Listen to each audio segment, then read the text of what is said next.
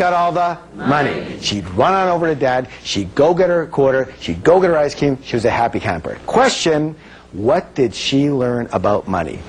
Yeah, first, that men have all the money. So when she first got married, what do you think she expected of her husband? Yeah, it wasn't quarters anymore. Somehow she graduated, all right? What's the second thing she learned? That women what? Women don't have money. Mom, the deity, the model, didn't have any money. Therefore, the way for a good woman to be is not to have any money. And to validate that way of being, she had to do what? Get rid of any money that she had. And money, of course, was the only thing that she and her husband ever fought about. And it almost cost them their marriage. Thank goodness they used our program and completely reconditioned each of their own money blueprints. And more importantly, they learned how to create a third blueprint that worked for their relationship. And they've never had another financial disagreement since. So here's the big question. What is your current money blueprint set for? Well, how can you tell? Simple. Look at your results. Look at the fruits. That will tell you what the roots are set for. Look at the house. That will tell you what the blueprint looks like. Let me put it this way. If the temperature in the room is set for 72 degrees, chances are the thermostat is set for how much, guys? 72. Now here's where it gets interesting. Is it possible, because it's really cold outside and the windows are open, that the temperature in that room could, say, go down to 65 degrees? Yes, but what will eventually happen? That thermostat will kick in and drive that temperature right back to 72. Yes or yes? Yes. Now, is it possible, because it's very hot outside and the windows are open, that the temperature in that room could, say, get to 77 degrees? Yes, but what will eventually happen? The thermostat will kick in and drive that temperature right back to 72. Meaning that the only way to permanently, what's the word, please? Permanently change the temperature in that room is to change that what? Thermostat. And the only way to permanently change your financial life is to change your financial thermostat, otherwise known as your money blueprint. Now, when we come back, I will show you how wealthy people think very differently than most others and how to adopt those ways for you to reach your full financial potential. So stay with me.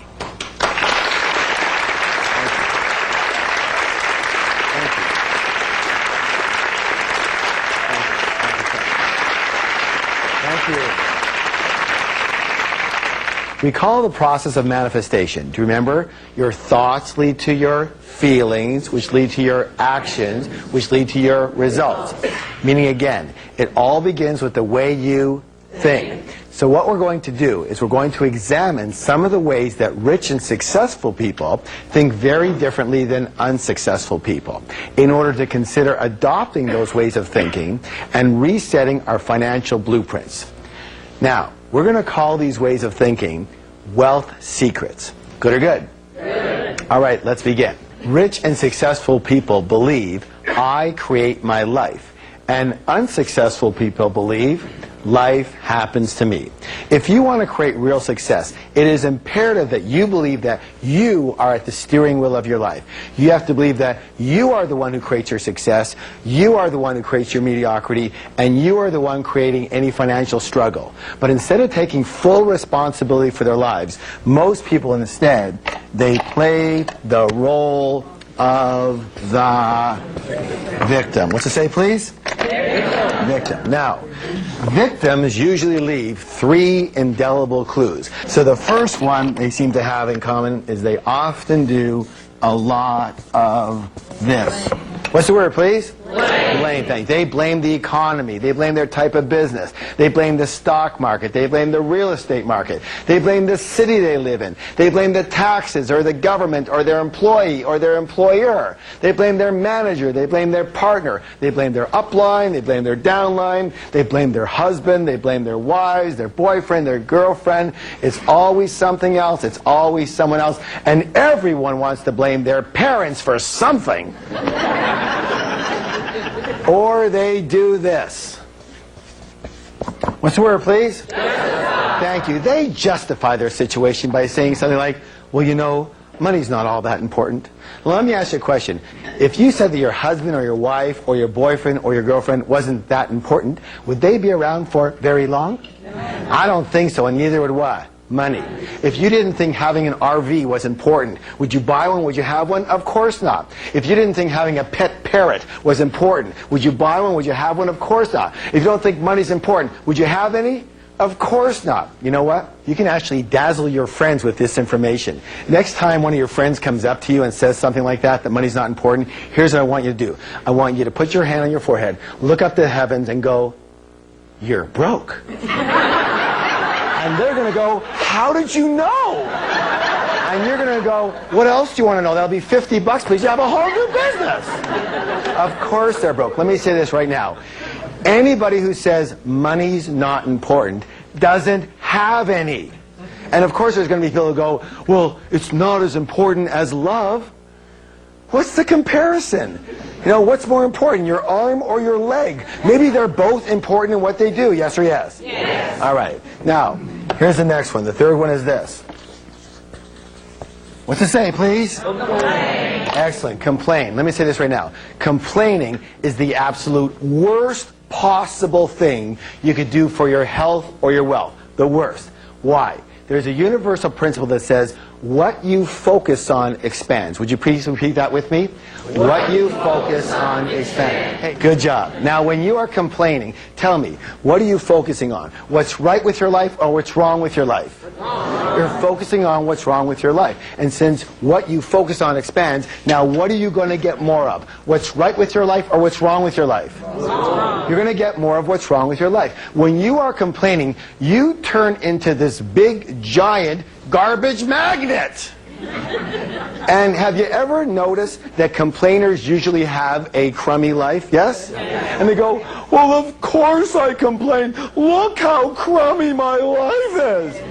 And now you know better, so you can say, "No, it's because you complain that your life is so crummy. Shut up and don't stand near me."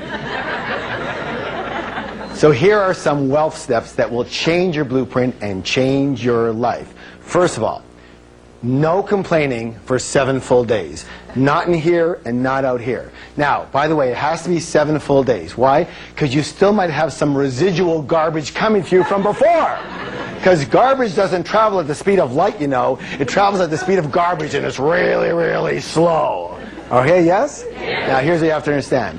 It's your choice. Say, "It's my choice." It's my choice. You can be a victim or you can be rich, but you cannot be both. So you choose. Because every single time that you blame or you justify or you complain, you are slitting not only your financial throat, but your happiness and your health throat as well. Let me give you another wealth step along with this one. This is very simple. Start taking full responsibility for everything that is happening in your life, especially when it comes to your money. Good or good? Good. All right. Let's do a declaration together. Are you ready? Yes. Okay, here it goes. It says this. I am creating the exact level of my financial success. Let me hear you. I am creating the exact level of my financial success. Excellent. Next, we're going to do an exercise. Here's what I want you to do. I want you to think of your financial goals in terms of 2 things. The first one is in terms of, let's say, income.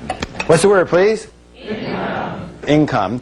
And the second one is in terms of your net worth. So take a moment just to think about this, everyone.